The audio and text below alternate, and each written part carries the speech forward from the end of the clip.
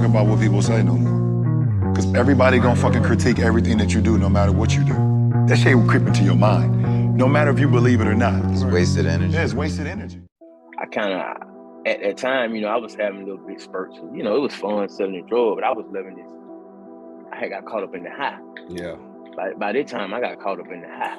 I just said, don't get high if you own supply. I got caught up getting high at my own supply early. And I had nobody to coach me through it, Yeah. I just gave it, I got the drugs, started selling them, and I just jumped on the block. Nobody tell me about, Don't try. me.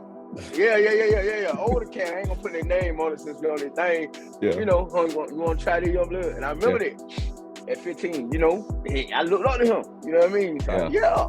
Then he 29, yeah.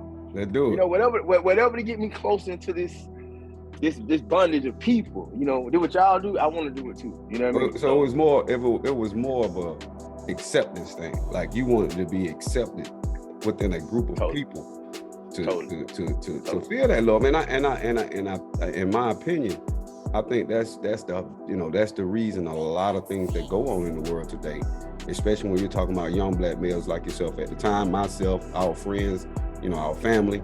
It was all about acceptance, because coming from, and I can, it's very few friends, or probably very few friends that that come from a two-parent household where you got that balance. So, my mom, your mom both worked 2-3 jobs our entire childhood.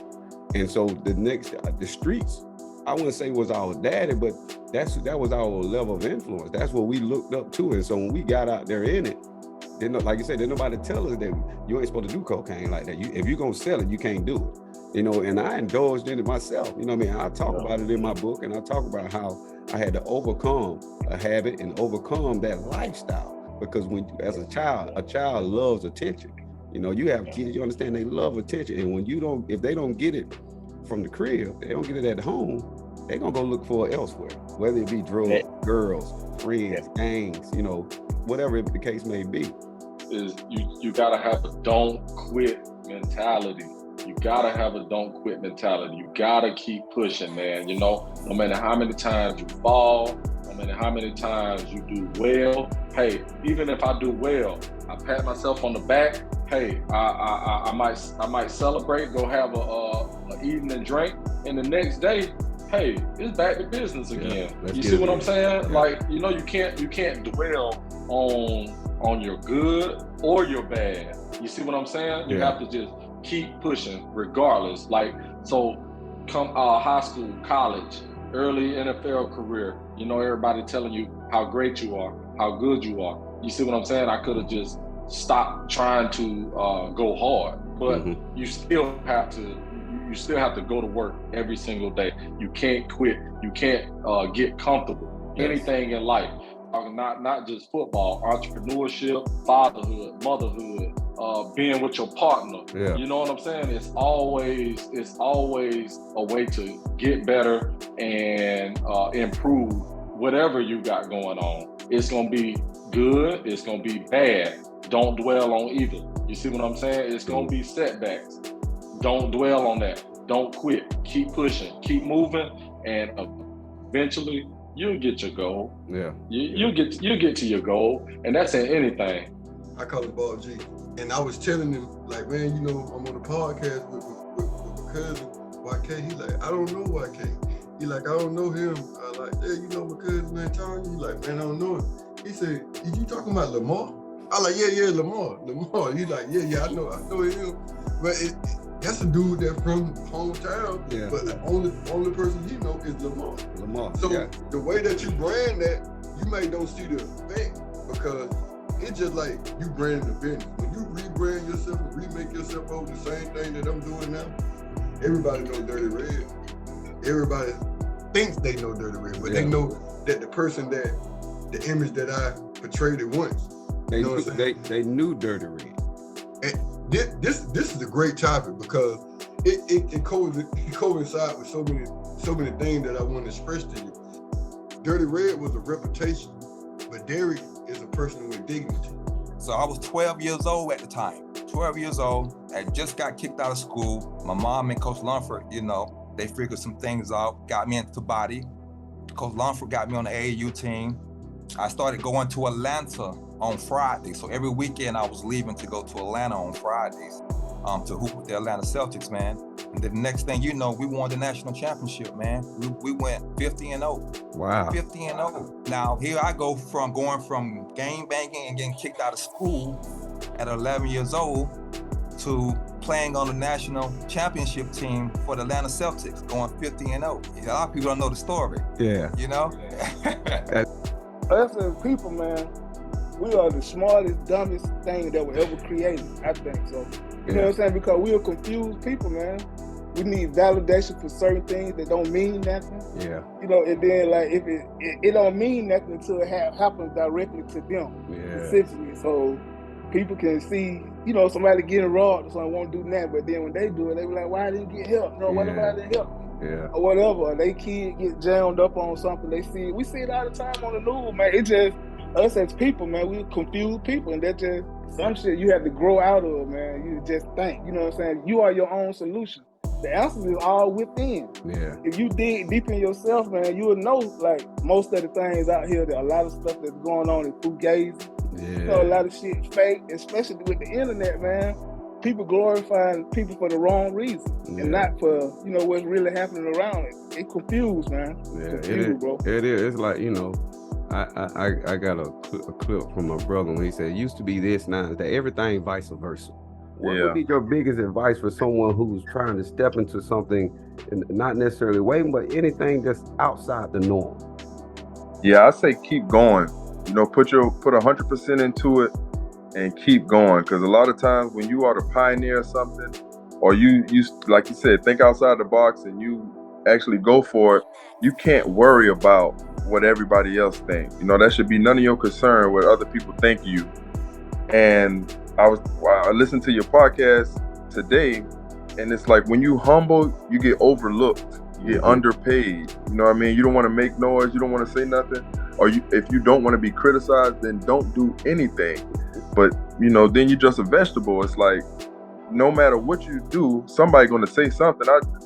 I was first. Once everybody saw, you know, everybody know how big I was. I ain't ashamed to say it, because at the end of the day, nobody said nothing about me like, ooh, sister, you big and you fat. You know, my husband, nobody. In order for me to get to where I'm at, I had to see myself. You know what I'm saying? I had to love myself first. You know, that's the reason why I made this big step, because I saw it myself. Nobody can tell me. You have to do it for yourself, nobody else. But how it came about it was, once everybody saw I was losing weight, you know, they're trying to figure it out. And once everybody started DMing me and messaging me on Facebook and Instagram, and I told them, then I said, yeah, I do this right here. And so many people just kept blowing up my Facebook. I don't mind helping people. Like I said, I'm not trying to be a gatekeeper. I mean, my phone was blowing up. So I was talking to my mentor on the phone. I was talking to her, and her husband was in the background. I was telling her, I said, so many people messaging me, DM me about how I lost this weight. And he in the background, won't you write a book then? And I was like, I had a book. I said, first of all, you know, I ain't no clue about it. I said, my handwriting sloppy. I don't know where to start, how to do this, how to go about it. He said, hey, I'll send you my girl who helped me. And it just took off from there. I just want the masses to understand. When you hear my music, right? I want you to think, damn, that really like the shit I was going through. And anybody that know me, know it all. Listen, I dropped the song, right? In the Heat of the Night. It's on the album, right? I dropped it as a single too, right? But one of my homeboys hit me up and like, yo, why you didn't tell me you was going through that? And you know what I had to tell him? I said, because I was young and full of pride. Yeah. But they knew, but they knew it was real, because saying you see stuff in people that, and then when the music come out, and you kind of, that's the one thing I was hesitant about doing music, because it leaves you vulnerable, especially if you're telling the truth. Yeah. And when, you know, and the people that know you can kind of go through and then they can see it. And when you think back, then they can see, okay, so that's what was going on. I told you I grew up in a small town. My dad was in and out of prison my whole life. My uncles were in and out of prison my whole life. I was the first male on my dad's side to graduate from high school. I was the first male on my mom and my dad's side to get a college degree.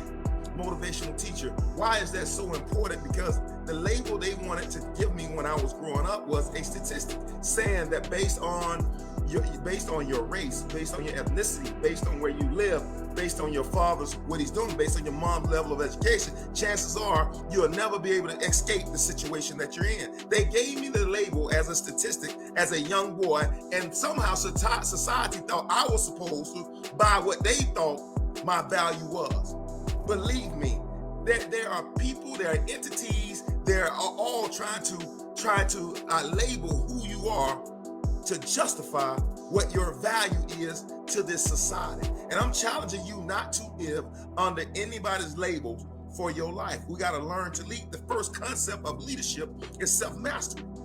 The first concept of leadership is self-mastery.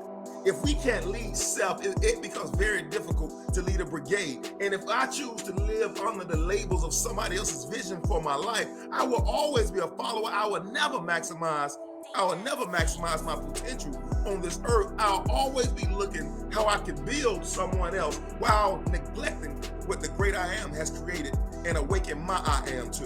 Okay, this how what's going on up in here, man. Just like you said just earlier, you say them young brothers out there on the street, they doing all this negative stuff. They base their whole life based on negative and based on trying to attain a reputation. And they bring that mentality from the streets into the prison system. This is why prison have flipped. And this is why prison is a whole, every day violence. People getting stabbed, people getting beat with locks and all this. And some of the young brothers coming here, they join gangs, they join different things to obtain reputations off of other people's. Right? A lot of them is not built like they say they are, but they come in here and they feel they have to be a part of something to be protected. So they try to get reputations out whatever they are in, whatever organization they are in.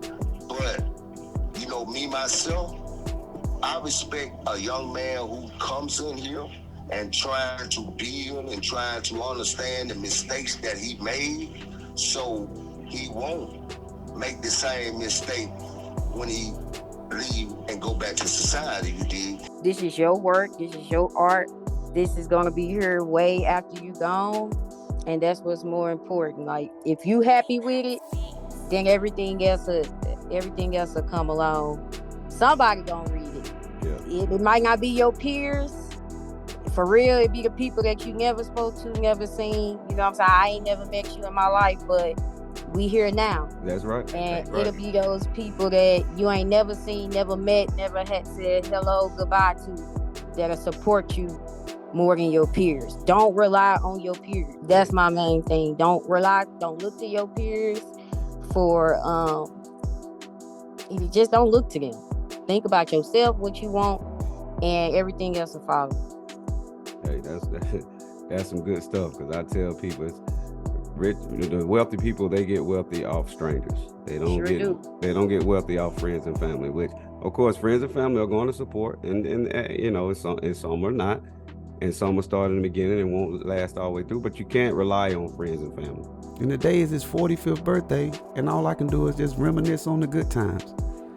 Bring his name up in discussion. Antonio Terrell Washington. Keep his name alive. Even though it's been 15 years, 16 years since he's been gone, I got to keep his name alive. I got to keep his name relevant. Antonio Mean Dog Washington. He would have been 45 years old today. I just imagine sometime where he probably be out here in Houston with me, or out there in Tampa with my other brother. Like he'll be somewhere in the mix, chewing on his fingernail. And Lord knows now they got cell phone. This cat used to run up a house phone, man. We had cell phone, but we didn't have a smartphone. I could just imagine what he would be doing with that darn smartphone. My brother was a phoneaholic. He'd get on that phone and he would stay on it. Me and him, most of our fights coming up because I can't call my little girlfriend because he on the phone. Like he loved the phone, you know. But I miss him, I love him, and I know he's still with me. The things that he taught me, the things that he said to me, they still stick with me. The thing like that, now I am the smart guy. That you damn right I am. You right, Mean Dog. You was right the whole time. You right. That life ain't for me, Mean. You right. Them niggas ain't your friend. You know what? You was right. It's so many things that I can reflect on that he tried to shield and keep me from, and did for the most part. And I would be a damn fool to throw it all away to seek revenge on the person that life gonna catch up with him. I can't worry about that. I can't play the judge, the jury, the warden, the CEO. I can't play God and the devil. All I can do is live my life on my best terms, take care of my family, love on my wife, and keep leveling up and being great today. Do what Mean Dog would want me to do. He don't want to see me in no cell. He don't want to see me with no stripes down the side of my pants. I would be doing him a disservice. I wouldn't be able to keep his name relevant today. And that's what I'm going to continue to do.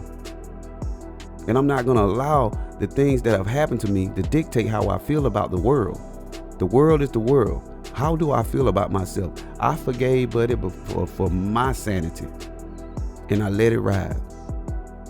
Ain't no need of me keep reliving March 4, 2007 in my head.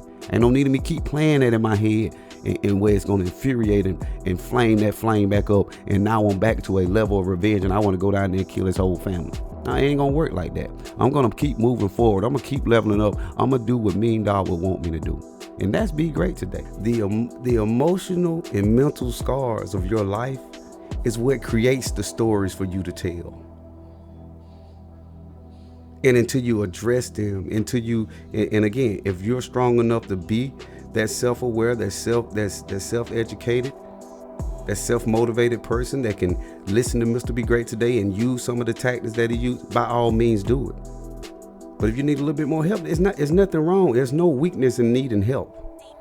The weakness is telling yourself you got it and you don't. That's the weakness. That's what's holding you back. So I challenge my listeners, there's no surrender, no retreat. We can't run away from it. We got to stop acting like it don't exist. We got to stop acting like we don't have these conversations with ourselves. These dream deals, these negotiating with your dreams and your goals to appease, I don't know, society, the world, your job, your friends, your family, everybody but yourself. You're comfortable where you've always been and doing what you've always done and just following in the trail that's already worn down, right? Last week's show, it's not the hand that you're dealt, it's how you play that motherfucker. If you're gonna sit there and follow suit and just do what everybody else is doing and do what society says you're supposed to do because of the opinions that you form and label them as fact, the opinions you formed about life and label them as truth. Sometimes you can tell a lie so long to yourself that you'll believe it's true. And I'm not saying we all just lying to ourselves, but there's so many things that you're hindering yourself from because of the opinions you formed at an early age and you've grown into them and now you believe them as fact. And it very well may be stopping you from getting to that next level. It very well may be holding you back from where you're trying to get to. Because you're afraid to walk out there and wander in that grassy field. You're afraid to walk out there on your own. Because that worn trail, you can always go back there. That trail is never going anywhere. That beaten path is always there. If you wanna, why not try? Why not give it a chance? Why not step out on faith? And stop holding yourself to the seclusion of the opinions that you've been taught about life in so many different areas, especially the areas that you're struggling in. I'm gonna give you 3 things to position yourself with the hand that you're dealt to make life a little easier, making it simpler for you to understand how to play this game, right? The first thing is you gotta leverage your hand, right? You gotta turn a bad hand into a good hand. Just like I said, you can change the trump card. Just because you dealt a bad hand, that doesn't mean you have to lay down and die. Take 50 Cent for instance. 50 Cent got shot 9 times. Got shot in the face. It changed his whole. I know you guys probably seen Get Rich or Die Trying. And he used that near-death experience to prepare his entertainment career. He talked about his downfall. He talked about almost dying. He talked about all the ups and downs, the loss of his mother, never knowing his father. And he used that to propel his career to a multi-million-dollar producing person. He didn't say, well, oh, my dad ain't around, I'm just gonna go out here and just do my thing. Oh, my mama ain't in my life, so I got an excuse to just fuck off. And understand that in order for America to be called, I'm going downhill on my lifespan. You know, I'm 50-something years old. Most people live in my era on my daddy's side, 93, on my mother's side, 70-something, 80 years old. So I know my life is trending down. Mm-hmm. So my goal in life, like I stated earlier, for to make the community better for when I left it than when I came in office. But I don't know. We gotta get people in office on the local level. We gotta get them in there to do that with innovative ways. We try to find ideas, because we pay an ungodly amount in tax money. Yeah. You've been tax deaf in America. You get your check, 50% of it gone in your benefits, and then take your tax, and you come outside of there, got to pay tax on cars, food, housing, death taxes. You know, when you get our check, you might be at 20% of the money you got to live out of, but inflation is at 9%, keep going up. A lot of people don't understand that. You know, we gotta find ways to do that. We got to get back to families living together, better each other, so we can go out and be prosperous in the community. Do that and come up with innovative and great ideas. So I'm looking for the next Tario King out there to start his own air thing. So you got to surround yourself with amazing and great people that trying to elevate each other and do that. So man, I read a quote from Muhammad Ali the other day, and he was saying that if you're 50 years old and still doing what you were doing when you was 20 years old, you just lost 30 years of your life. Mm-hmm. You just lost 30 years of your life. I've adapted this mentality that I'm off the scales. They don't have a scale to rate me. I'm so far ahead of people in the way they think, in the perspective of life, that most people won't even see the sacrifices until years later. Most people won't see the work that I'm putting in today till years later. And I talked about this many shows ago about they won't show up until you blow up, because if you're putting in the work now, you're overconfident now, you're exact about what you want now, it's gonna bloom and blossom into things 1, 2, 3 years from now that people are gonna be amazed by how did you do it.